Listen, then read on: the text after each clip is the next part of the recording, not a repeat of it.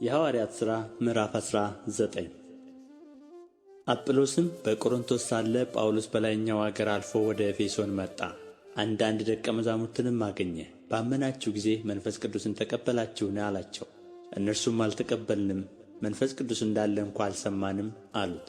እንኪያስ በምን ተጠመቃችሁ አላቸው። እነርሱም በዮሐንስ ጥምቀት አሉት። ጳውሎስም ዮሐንስስ ከእርሱ በኋላ በሚመጣው በኢየሱስ ክርስቶስ ያምኑ ዘንድ ለሕዝብ እየተናገረ በንስሐ ጥምቀት አጠመቀ አላቸው።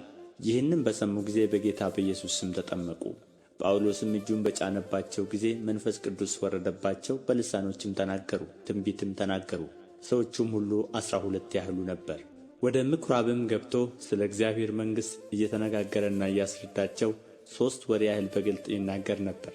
አንዳንዶች ግን እልከኞች ሆነው በሕዝብ ፊት መንገዱን እየሰደቡ ባላመኑ ጊዜ ከእነርሱ ርቆ ደቀ መዛሙርትን ለየ። ጢራኖስም በሚሉት በትምህርት ቤት ዕለት ዕለት ይነጋገር ነበር። በእስያም የኖሩት ሁሉ አይሁድም የግሪክ ሰዎችም የጌታን ቃል እስኪሰሙ ድረስ 2 ዓመት ያህል እንዲህ ሆነ።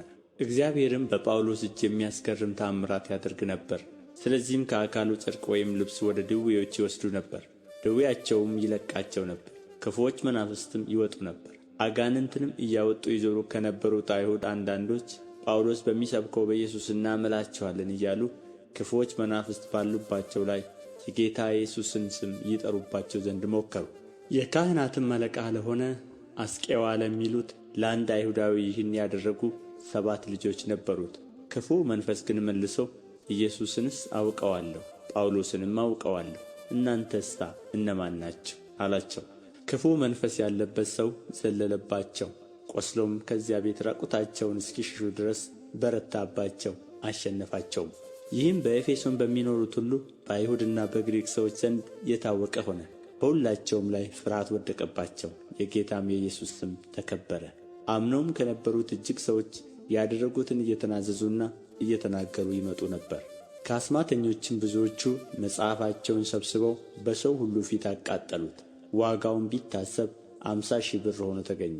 እንዲህም የጌታ ቃል በኃይል ያድግና ያሸንፍ ነበር። ይህም በተፈጸመ ጊዜ ጳውሎስ ወደዚያ ደርሼ ሮሜን ደግሞ አይ ዘንድ ይገባኛል ብሎ በመቄዶንያና በአካያ አልፎ ወደ ኢየሩሳሌም እንዲሄድ በመንፈስ አሰበ። ከሚያገለግሉትም 2ቱን ጢሞቴዎስንና ኤርስጦንን ወደ መቄዶንያ ልኮ ራሱ በእስያ ጥቂት ቀን ቆየ። በዚያም ጊዜ ስለዚህ መንገድ ብዙ ሁከት ሆነ።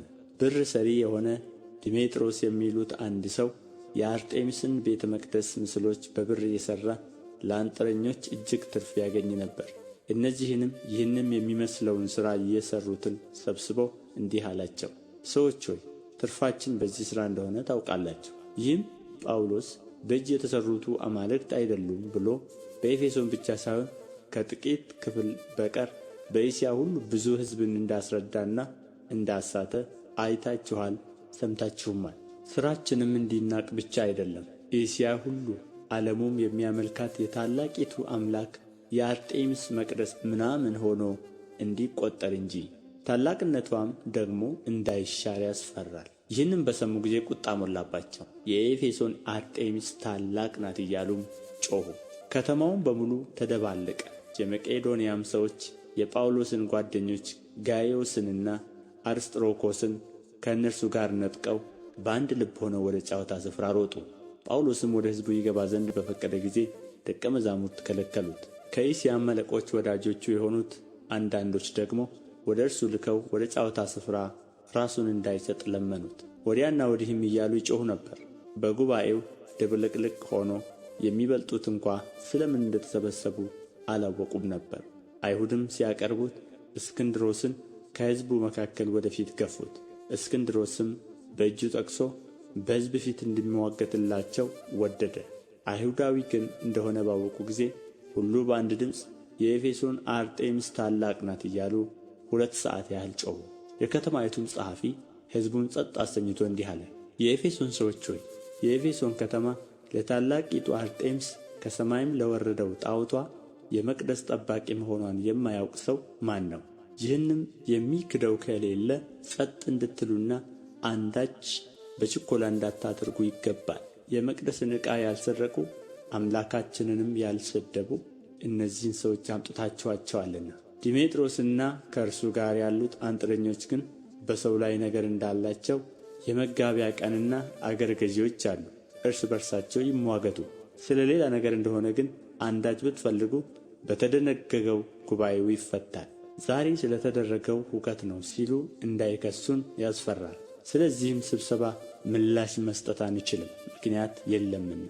ይህንም ብሎ ጉባኤውን ፈታው።